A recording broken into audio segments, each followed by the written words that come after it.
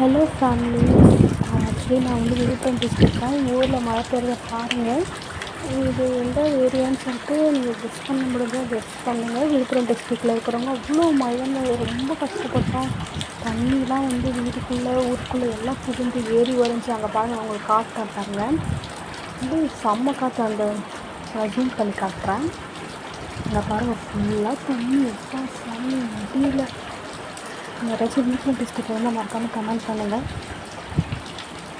எல்லோருமே ரொம்ப சேஃபாக இருங்க, பத்திரமாக இருங்க, வீட்டுக்குள்ளேயே இருங்க, எங்கேயும் வெளியே போகாதீங்க மழை முடிகிற வரைக்கும்.